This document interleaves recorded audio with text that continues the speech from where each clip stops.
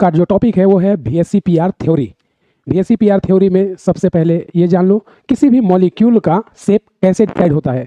Simple है, VSEPR का फंडा समझो और शेप के बॉस बन जाओगे। जितनी भी शेप है सारे शेप को तुम चुटकियों में बना सकते हो। बट VSEPR का पूरा नाम क्या है? Valence shell electron repulsion theory. तो VSEPR ने रिपल्सन का ऑर्डर दिया। पहला क्या कि बेटे लोन पेयर में रिपल्सन सबसे ज़्यादा होता है, फिर लोन पेयर बॉन्ड पेयर में रिपल्सन ज़्यादा होता है, और सबसे कम बॉन्ड पेयर में रिपल्सन होता है। और यहाँ से इस लाइन से ये NCERT में दिया हुआ है, इस लाइन में क्वेश्चन आ चुका है और JEE में भी क्वेश्चन आया है। दूसरा देखना क्या है, LP मतलब लोन पेयर है बेटे, BP मतलब बॉन्ड पेयर।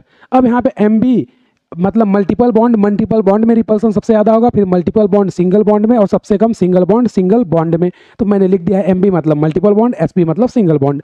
अब VSEPR क्या बताता है कि लोन पेयर की पोजीशन या मल्टीपल बॉन्ड जैसे डबल या ट्रिपल बॉन्ड बनाना है तो कहाँ रखना चाहिए, तो ये VSEPR बताता है। मैंने पहला उसने क्या फंडा बताया था बेटा, SP2 SP3 में लोन पेयर कहीं भी रख सकते हो। कहाँ?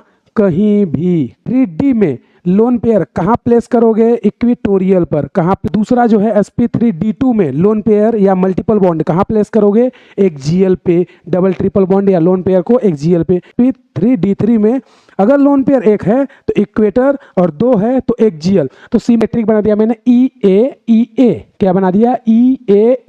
E मतलब इक्वेटर, A मतलब एक्सियल। तो ये देखो ट्रिक, ये देखो EA। E मतलब इक्वेटर, SP3D में इक्वेटोरियल पे रखोगे और SP3D2 में एक्सियल पे। फिर E आ गया तो अगर SP3D3 है एक लोन पेयर तो इक्वेटर पे, दो तो एक्सियल पे। और इसको